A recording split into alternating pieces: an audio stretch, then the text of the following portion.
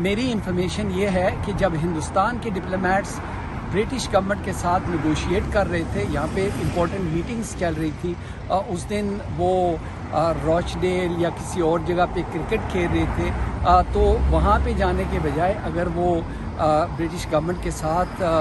بات کرتے، وہ جو انفارمیشن ان کو چاہیے تھی وہ اگر انفارمیشن سپلائی کرتے تو کم از کم میں سمجھتا ہوں کہ پاکستان کا کیس اسٹرانگ ہو سکتا تھا۔ ہائی کمشنر کے کردار کو آپ سمجھتے ہیں کہ وہ محنت نہیں کر پائے جو کرنی چاہیے تھی؟ میں سمجھتا ہوں کہ یہ جس طریقے سے لنڈن ایک سینٹر بن چکا ہے ریٹائرمنٹ والا، اور جس ہائی کمشنر نے ریٹائرمنٹ لینی ہو 2-4 سال، وہ 2-3 سال وہ لنڈن آ کے وہ اپنے کرکٹ کھیلیں اور اپنے جو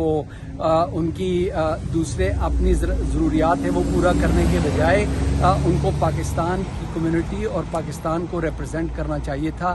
جو نہیں ہو سکا۔ تو یہ سیاسی فیصلہ ہے ریڈ لسٹ میں رکھنا آپ کی؟ میں ڈیفینیٹلی یہ سمجھتا ہوں کہ یہ سیاسی فیصلہ ہے۔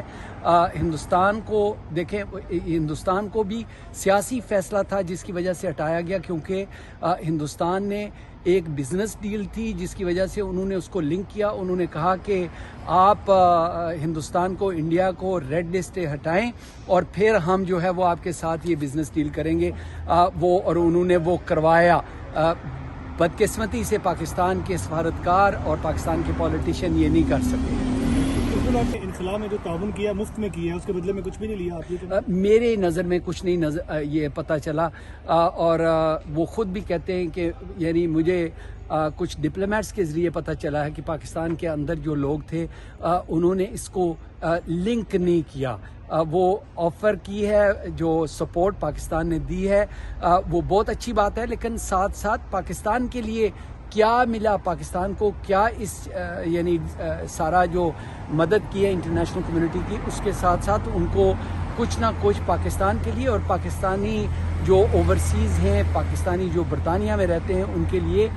کچھ حاصل کرنا چاہیے تھا۔ دیکھیں جی، میں سمجھتا ہوں کہ جو ذمہ داری ان کی بنتی تھی، جو انفارمیشن برٹش گورنمنٹ کو چاہیے تھی وہ ان کو سپلائی کرنی چاہیے تھی، اور پاکستان کے اندر اتنا کرونا سیکنڈ ویو ہو یا فورتھ ویو ہو، وہ اتنی نہیں ہے جتنی کہ ایگزیجریٹ کی گئی ہے۔ تو پاکستان گورنمنٹ اگر ساری انفارمیشن جن لوگوں کو سنگل ویکسین ملا، وہ فل ویکسین ملا، وہ اگر انفارمیشن پوری دے سکتے تو پاکستان کو اس سے پولیٹیکلی ویسے بھی، کیونکہ ہر جتنے بھی ممالک ہیں وہ ڈیلز کرتے ہیں، وہ کہتے ہیں کہ جی وی ول ہیلپ یو اور وی ول ڈیل ود یو، اگر آپ جو ہے ہمارے ملک اور ہمارے لوگوں کے ساتھ بھی یہ رعایت جو ہے وہ آپ دکھائیں۔ دیکھیں، ہمارے جتنے بھی ایم پیز اور کونسلرز، کمیونٹی لیڈرز، سب نے مل کے کیمپین چلایا تھا کہ پاکستان کو ریڈ لسٹ سے نکلنا چاہیے، لیکن میں سمجھتا ہوں کہ پاکستان گورنمنٹ کا بھی کی ذمہ داری ہے کہ وہ جو انفارمیشن برٹش گورنمنٹ کو چاہیے تھی وہ ان کو دینی چاہیے تھی، ساری انفارمیشن۔ ایک تو انفارمیشن نہیں ملی، پھر جو میں سمجھتا ہوں کہ ڈپلومیسی فیل ہوئی ہے، کہ ڈپلومیسی کے ذریعے جس طریقے سے سارے ممالک جو ہیں ان کو پاکستان کی ضرورت ہے کہ جتنے بھی وہاں سے